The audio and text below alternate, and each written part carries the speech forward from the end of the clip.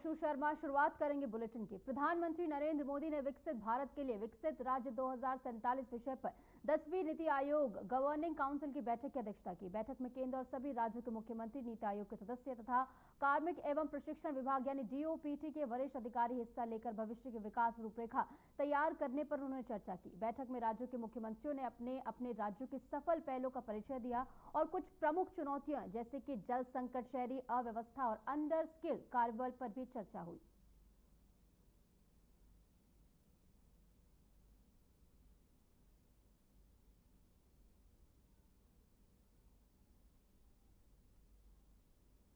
देश के लिए शहीद हुए लेफ्टिनेंट शशांक तिवारी को अयोध्या में राजकीय सम्मान के साथ श्रद्धांजलि दी गई। शहीद के अंतिम दर्शन के लिए जनता का जन सैलाब उमड़ पड़ा।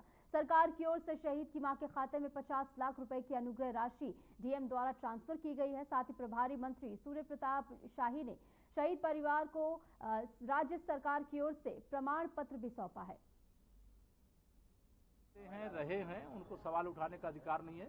चुस्त दुरुस्त कानून व्यवस्था है। गुंडों, अपराधियों, माफियाओं के खिलाफ कार्रवाई हुई है, आगे भी होगी। श्री अखिलेश यादव जी को मुंगेरी लाल के हसीन सपने 2022 की तरह 2027 को लेकर दिखाई दे रहे हैं। जो आंख खुलेगी तो उनको लगेगा समाजवादी पार्टी समाप्तवादी पार्टी।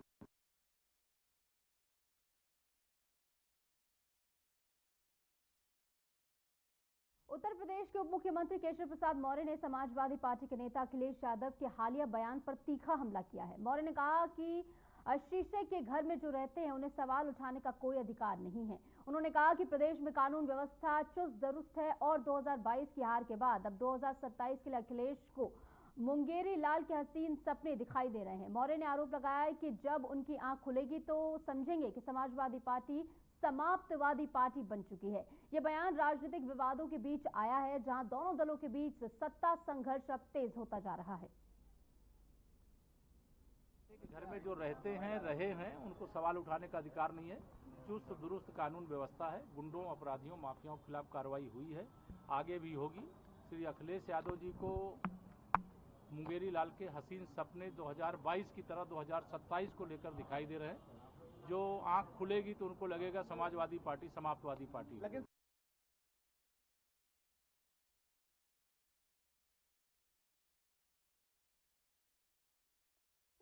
सांसद राहुल गांधी ने पुंछ में हाल ही में हुई घटना को लेकर गहरा दुख व्यक्त किया है। उन्होंने इसे एक बड़ी त्रासदी करार देते हुए कहा कि इस हादसे में कई लोगों की जान गई और व्यापक नुकसान हुआ है। राहुल गांधी ने प्रभावित लोगों से मुलाकात कर उनकी समस्याएं भी सुनी है। उन्होंने कहा कि मैंने लोगों से बात की, उनकी पीड़ा समझने की कोशिश की। उन्होंने मुझसे राष्ट्रीय स्तर पर 2 से 3 अहम मुद्दे उठाने को कहा है, जिन्हें मैं जरूर उठाऊंगा। राहुल गांधी के दौरे को लोगों की समस्या की ओर ध्यान दिलाने की एक पहल माना जा रहा है। कांग्रेस ने इस दौरान केंद्र सरकार से राहत और पुनर्वास की मांग भी की है। क्या कर रहे हैं यार? बहुत लोगों की डेथ हुई है, नुकसान हुआ है। डायरेक्ट सिविलियन एरिया लोगों से बातचीत की, उनकी जो समस्या है उनको समझने की कोशिश की। उन्होंने मुझे कहा है कि 2-3 चीजें नेशनल लेवल पे रेज करनी है, वो मैं रेज। आगे बढ़ेंगे। खबर कानपुर से है, जहां असम के मंत्री रंजीत कुमार दास ने जम्मू कश्मीर के पहलगाम में हुए आतंकी हमले में शहीद हुए उत्तर प्रदेश के शुभम द्विवेदी के परिवार से मुलाकात की है। उन्होंने शोक संतप्त परिवार के प्रति अपनी संवेदनाएं व्यक्त की और सरकार की ओर से हर संभव सहायता का आश्वासन भी दिया। ये मुलाकात शहीद के परिवार के लिए सांत्वना का स्रोत बनी।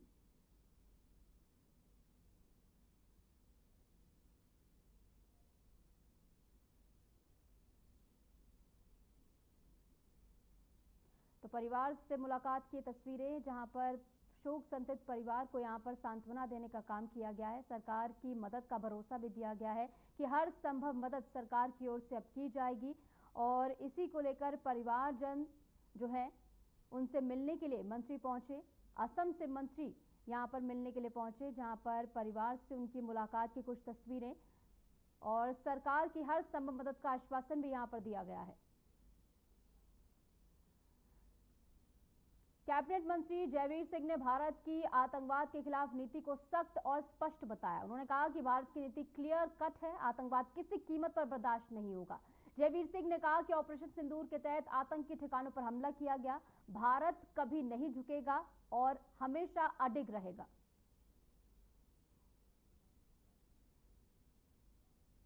देखिए, भारत की नीति एकदम साफ है, एकदम क्लियर कट ये है। नंबर 1, आतंकवाद किसी भी कीमत पर बर्दाश्त नहीं होगा। आतंकवाद पोषित करने वाला चाहे जो देश हो, उस देश को उसी तरह हम ट्रीट करेंगे जिस तरह एक आतंकवादी को करते हैं। नंबर 3, जहां जैसे अभी हमला अपना जो ऑपरेशन सिंदूर हुआ, तो आतंकवादियों के अड्डों पर भारत ने किया, कोई सामरिक ठिकानों पर नहीं था। लेकिन आतंकवाद को पोषित करने वाला पाकिस्तान, उसने उसको रिएक्ट करने के लिए भारत पर तमाम अपने हमले की दृष्टि से, बदला लेने की दृष्टि से हमला करने का असफल प्रयास किया। तब उनके सामरिक ठिकानों पर हमला करने का काम भारत की सेना ने करके उनको नेस्त नाबूद करने का काम किया।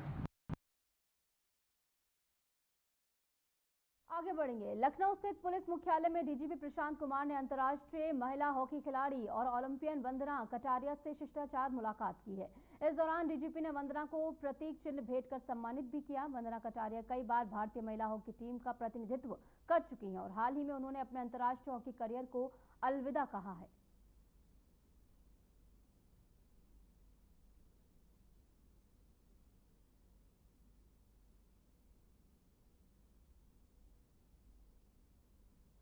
अयोध्या के राम मंदिर निर्माण समिति की बैठक का दूसरा दिन संपन्न हुआ। समिति अध्यक्ष नृपेंद्र मिश्र ने मंदिर निर्माण की प्रगति की जानकारी दी। उन्होंने बताया कि 31 मई को परकोटे में भगवान भोलेनाथ की स्थापना की जाएगी। इसके बाद 3 जून से प्राण प्रतिष्ठा के अनुष्ठान शुरू होंगे।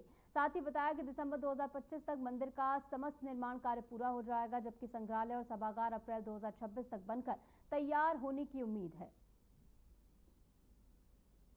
शिव जी का जो मंदिर है परकोटा में, उसमें शिव जी विराजेंगे। यद्यप हैं, लेकिन शिव जी 31 तारीख को विराजेंगे और 3 तारीख से फिर सभी की पूजा शुरू हो जाएगी। तो आप इतने दिनों से हमसे मिल रहे हैं, तो यह तो अब आपको अनुमान लग रहा होगा कि मंदिर अपनी पूर्णता की ओर है। परकोटा का 90% कार्य जून जुलाई तक पूरा हो जाएगा। आप यह अनुमान लगा सकते हैं कि जो प्रारंभिक हम लोगों ने इस वर्ष एक तरीके से लक्ष्य रखा था कि इस वर्ष के अंत तक मंदिर के सभी निर्माण कार्य पूर्ण हो जाएंगे, उस प्राप्ति की ओर, लक्ष्य प्राप्ति की ओर हम लोग पूरी तरह आशावान हैं कि मंदिर का निर्माण कार्य दिसंबर 25 तक पूर्ण हो जाएगा। जो संग्रहालय है, जिसमें अभी कार्य की शुरुआत हुई है, और जो सभागार है जिसके कार्य की शुरुआत हुई है, ये दोनों कार्य वर्ष 2026 मार्च अप्रैल तक पूर्ण होंगे। तो आप समझ लें कि संग्रहालय तो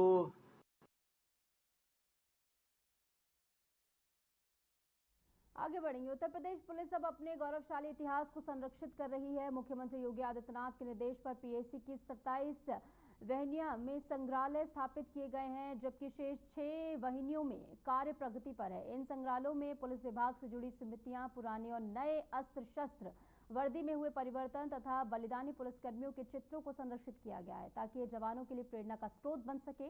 डीजीपी प्रशांत कुमार ने सभी पीएसी वाहिनियों, इकाइयों और 7 नई पुलिस लाइनों में आधुनिक जिम, आउटडोर स्टेडियम और इंडोर जिम्नेजियम की स्थापना के भी निर्देश दिए हैं, जिससे जवान चुस्त दुरुस्त और फिट रह सके।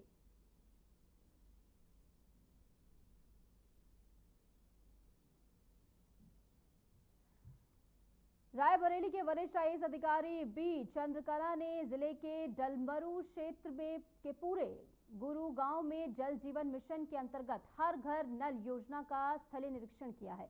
उन्होंने मौके पर नल खोलकर जल आपूर्ति की गुणवत्ता और उपलब्धता की जांच भी की। निरीक्षण के दौरान ग्रामीणों से फीडबैक भी लिया गया। इसके साथ ही वह मुंशीगंज में सेतु निगम द्वारा बनाए जा रहे रेल और ओवरब्रिज का भी निरीक्षण करने के लिए पहुंचे।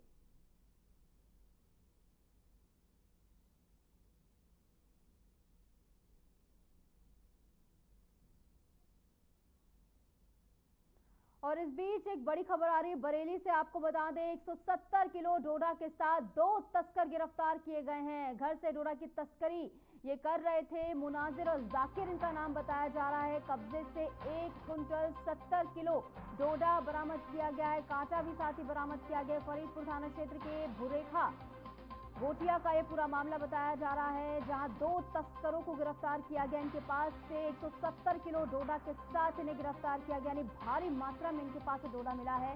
कब्जे से 1 क्विंटल 70 किलो डोडा, जैसे कि हमने आपको बताया, साथ ही एक कांटा भी पाया गया है।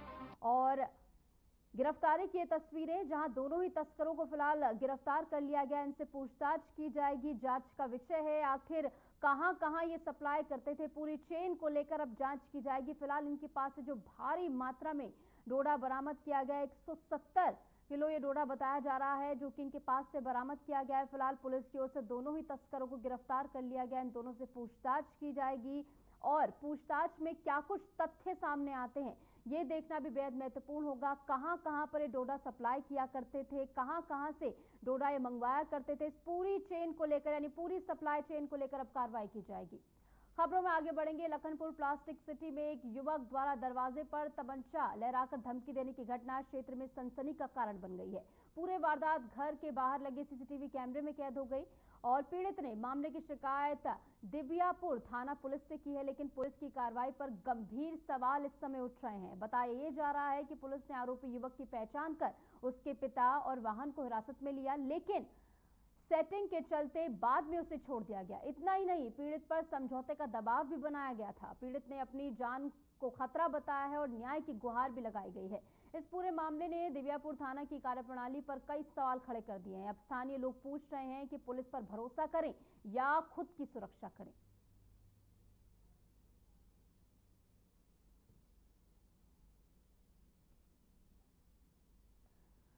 उत्तर प्रदेश के रामपुर जिले का टांडा कस्बा एक बार फिर सोने की तस्करी के शक के चलते चर्चा में आ गया है। सऊदी अरब और दुबई से लौट रहे टांडा के 7 युवकों का मुरादाबाद के हाईवे पर अपहरण कर लिया गया। खुद को जांच एजेंसी का अधिकारी बताकर बदमाशों ने युवक की कार को रोका और उन्हें अगवा कर जंगल में ले गए। सौभाग्य से एक युवक बदमाशों के चंगुल से छूटकर पुलिस तक पहुंच गया। मुरादाबाद पुलिस ने तुरंत कार्रवाई करते हुए जंगल में घेराबंदी कर मुठभेड़ के बाद 2 बदमाशों, जिनका नाम तौफीक और रजा बताया जा रहा है, वो इस कार्रवाई में घायल हो गए हैं। घायल अवस्था में उन्हें गिरफ्तार किया गया है। उनके 5 अन्य साथी फिलहाल फरार हैं। पुलिस ने बदमाशों के पास से बोलेरो डिजायर कार बरामद की है। पुलिस को शक है कि ये मामला सोने की तस्करी से जुड़ा हो सकता है। पकड़े गए युवकों में कुछ सऊदी और दुबई से लौटे थे, जिनके शरीर के अंदर सोने के छिपे होने की आशंका है। अब एक्सरे और सिटी स्कैन कराने की तैयारी है। गौरतलब ये भी है कि टांडा पहले भी कई बार अंतर्राष्ट्रीय गोल्ड तस्करी के मामलों में सामने आ चुका है। पिछले साल और इसी महीने भी टांडा के युवकों की संदिग्ध गतिविधियों से जुड़े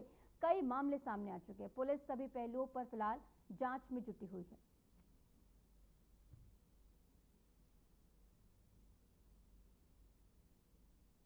देखिए, आज कुछ लोग जो टांडा रामपुर के रहने वाले हैं, संभवतः ये लोग सऊदी अरेबिया या दुबई से आ रहे थे। एक गाड़ी टांडा की थी जो अर्टिगा थी। इन सभी लोगों को लेकर, यानी 6 लोग थे उसमें, ये 6 लोगों को लेकर के टांडा जा रही थी। उस गाड़ी को आज एक बोलेरो और स्विफ्ट डिजायर में सवार 4-5 लोगों ने ओवरटेक किया हमारे हाईवे पर, हमारे कटघर थाना क्षेत्र में। और फिर वहाँ से उन लोगों ने, उनकी जो गाड़ी थी अर्टिगा जिसमें आ रहे थे, उनको गाड़ी को छोड़ के इन सभी लोगों को, जो 6 पैसेंजर्स थे और ड्राइवर था, इन सभी लोगों को अपनी गाड़ी में डाल के और इसको रोंडा छोंडा क्षेत्र जो हमारा चौकी है मुडा पांडेम, उधर ले गए थे। उसके बाद उसमें से एक व्यक्ति स्लिप होकर के किसी तरीके से उसने हमारे पुलिस को इन्फॉर्म कर दी, 112 कॉल कर दिया। तत्काल पुलिस ने रिस्पॉन्ड किया और उधर से हमारे चौकी इंचार्ज SHO, उनकी पूरी टीम ने जाकर के इसकी तहकीकात करी। हम लोग रोंडा झोंडा क्षेत्र में ही एक बाग था, बाग के पास ये दोनों गाड़ियाँ थी और जो पैसेंजर्स थे ये लोग भी थे।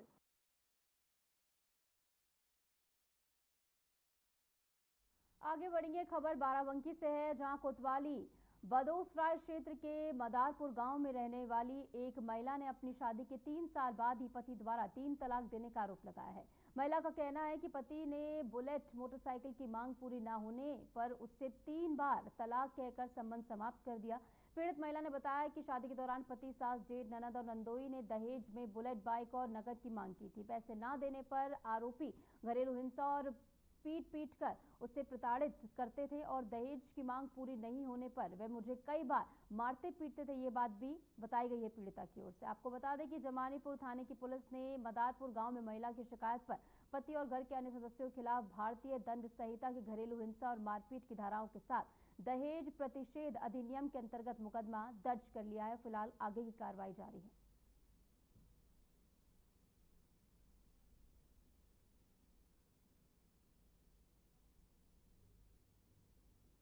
पहले से मारते थे, 2-4 बार मारा पीटा। उसके बाद में फिर उस दिन जो है 15 तारीख को इन्होंने मार की। उसके बाद उसको तलाक भी दे दिए। तो मारने के बाद जब लड़की बेहोश हो गई तो उसको बाहर धकेल दिए। तो उसकी जेठानी ने छुड़ाया, मारते वक्त उसकी गर्दन काट दिए, जानलेवा हमला करने की कोशिश की। तो वो लड़की ने जो है, इसकी जेठानी ने छुड़ाकर जो है हमको टेलीफोन मतलब बाहर से मिला, बाहर मतलब मोहल्ले के लोग ने दिया। तो हम लोग पहुँचे तो ये लोग हमको गाली गुप्ताली बरतने लगे। तो गाली बरतने के बाद मारने के लिए लोग तैयार हो गए हमको भी। तो हम साथ मतलब लाने से भी रोकने लगे। तो हम तलाक दे चुके हो, तो आप लोगों ने रोकने के कोई हकदार नहीं हो। तो कहीं नहीं ले जाने देने, बहुत गाली बका। तो हम कोई तरीके से अपनी लड़की को बचाकर वहाँ से लेकर आए। हमारे साथ 3 साल की शादी हो गई है। उसके बाद 1 साल का आदेश रखी। दूसरे साल से मारपीट बहुत करने लगे, बहुत मारते थे। उसके बाद हमारी जेवर सारी दिए दरवाड़ हमका ना दे तो फांसी लगा ले बा, ये सब कहीं करके बेच ली सारी जेवर ही। उसके बाद जब 15 तारीख का जब मारिन तो तलाक दे दी। हमारी जेठानी ने हमको छुड़ाया। आपके लड़के बच्चे थे? लड़के हमारे 2 थे, एक लड़की एक लड़का। वो कहाँ? वही है, उनके पास है।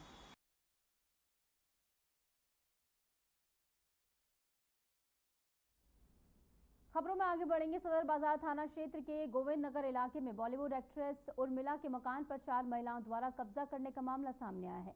घटना के समय उर्मिला शहर में नहीं थी और उन्होंने जब लौटकर देखा तो ताले टूटे हुए थे और महिलाएं भीतर मौजूद थी। सूचना मिलने पर पुलिस टीम मौके पर पहुंची और महिलाओं को हिरासत में लेकर थाना सदर बाजार लाया गया। थाना प्रभारी ने बताया कि पकड़ी गई महिलाओं में 2 मुंबई और 2 उत्तराखंड निवासी हैं। प्रारंभिक पूछताछ में उन्होंने कब्जे का कोई भी वैध दस्तावेज पेश नहीं किया है। पुलिस मकान की जकीर, ताले तोड़ने और अतिक्रमण से जुड़े सभी पहलुओं की जांच कर रही है।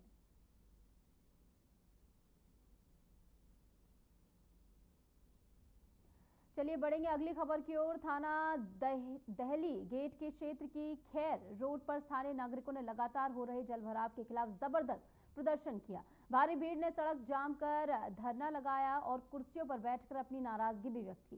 प्रदर्शनकारियों ने कहा कि बारिश के बाद सड़क पर पानी ठहरने और गंदे पानी के जमा होने से उनका दैनिक जीवन प्रभावित हो रहा है। उन्होंने नगर निगम से त्वरित नालों की सफाई एवं दीवारों की मरम्मत करने की मांग की है।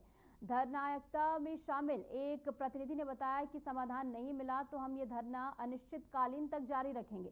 प्रदर्शन को नियंत्रित करने के लिए पुलिस ने खैर रोड बंद कर हर मोड़ पर बैरियर लगाए और ये कहा गया है कि जल भराव हो रहा है। स्कूल के बच्चे लगातार गिर रहे हैं, स्थानीय दुकानदार उनको निकालते हैं, राहगीर चलते हुए गिर रहे हैं। हमने नगर निगम ऑफिस में भी कल फोन किया था, उन्होंने ये कहा कि हम कुछ देर में अभी अधिकारी भेज रहे हैं। कल भी कोई अधिकारी नहीं आया। यहाँ जनता को इतने समस्या का समाधान हो रहा है, बीमारी फैल रही है, बरसात का समय आने वाला है और दुकानदारों का सारा रोजगार चौपट हो रहा है। किसी तरह की कोई सुनवाई नहीं है। अपना जीवन कैसे बसर कर पा रहे हैं? यहाँ रोज खाने और रोज कमाने वाले व्यक्ति हैं, किसी का कोई लंबा चौड़ा बिजनेस नहीं है। लोगों की सब्जियाँ खराब पड़ी हुई हैं। ढकेलों की बहुत दिक्कत है, काम काज कुछ हाथ में है नहीं है, ढकेलों से गुजारा कर रहे हैं, बच्चे कामयाब नहीं है और देखो बहुत बड़ी परेशानी है। गाय सौदे खा रही है, सारा फेंकने ला के नहीं है। अच्छा, कब से पानी भर रहा है यहाँ? पानी तो 7-8 सालों में यही हालत है और अब पूरी बरसात में पानी से रहते हैं, सारा पानी बेकार है। यहाँ पर बहुत परेशानी है। तो सब लोग हम तो रोटी तक कोई मोहताज है। तो जाम कब तक लगाएंगे आप लोग? जाम जब तक लगाएंगे जब पानी की व्यवस्था नहीं होगी।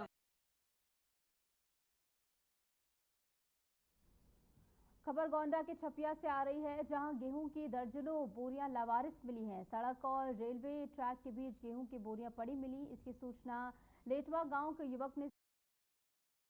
भारत चुप रहेगा। आज वो घरों में डूब डूब के पड़े हैं।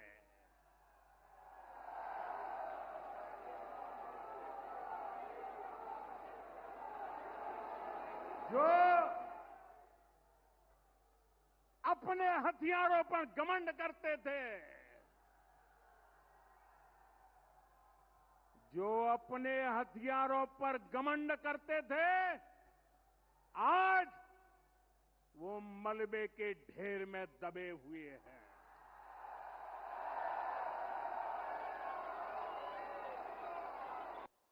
मिलिट्री ऑपरेशंस की चर्चा होती रहेगी, ये ऑपरेशन सिंदूर की भी चर्चा होगी। और ऑपरेशन सिंदूर, इसका नामकरण स्वयं प्रधानमंत्री ने किया, जो हमारी माताओं बहनों के सम्मान में किया। सिंदूर का सम्मान ये भारत का संस्कार है। ये दुनिया के सभी लोगों को एक साथ समाचार देने का काम ऑपरेशन का नाम सिंदूर रखने से ही हो गया। और वो सभी परिवारों को एक प्रकार से जो उनकी नुकसान हुआ उसकी तो भरपाई नहीं हो सकती, परंतु मोदी जी ने जो बिहार में वादा किया था, हम इसका बदला जरूर लेंगे, आतंकवादियों को मिट्टी में मिला देंगे, वो वादा उन्होंने जरूर पूरा कर दिया। मित्रों, फिर से एक बार मैं तीनों सेनाओं के जवान, इनके मुखिया और प्रधानमंत्री नरेंद्र मोदी जी को, पूरे गांधीनगर क्षेत्र की जनता की ओर से ढेर ढेर सारी बधाई देना चाहता हूं कि आपके इस कदम से पूरा देश गर्वान्वित हुआ। पहलगाम हमला हुए 1 महीना बीत चुका है। बीते 30 दिनों में भारत के भीतर बहुत कुछ बदला। भारतीय सेना के शौर्य पर न तो पहले किसी को संदेह था, न आज है, लेकिन देश में एक ऐसी जमात है जिसका नजरिया पुलवामा से लेकर पहलगाम तक थोड़ा तंग रहता है। वो पड़ोसी मुल्क को सिखाए गए सबक को अपने सवालों की कसौटी पर कसने के बाद ही उस बात पर एतबार करना जानते हैं। तो वहीं पहलगाम हमले के आतंकी 1 महीने बाद अब तक सुरक्षा बल के हाथ नहीं आए। इसे मुद्दा बनाते हुए कांग्रेस ने सरकार पर चौतरफा हमला बोला। ऑपरेशन सिंदूर को लेकर राहुल गांधी ने सरकार से चुभते सवाल पूछे। पाकिस्तान की तरफ से जब ये कहा गया कि उसकी ओर से आगे कोई आतंकी गतिविधि और सैन्य दुस्साहस नहीं दिखाया जाएगा, तो भारत ने भी उस पर विचार किया। ऑपरेशन सिंदूर पर कांग्रेस के कुछ ऐसे सवाल जो राहुल गांधी ने सरकार से पूछे हैं। ये सवाल सोशल मीडिया प्लेटफॉर्म एक्स पर शेयर किए गए। तस्वीर उसी की है। ये तीनों चुभते सवालों की ये तस्वीरें, जिन पर उन्हें अपनी पार्टी से पूरा सपोर्ट नहीं मिला। लेकिन सवाल ये है कि ये सवाल साबित क्या करने जा रहे हैं। और फिलहाल के इस बुलेटिन में इतना ही।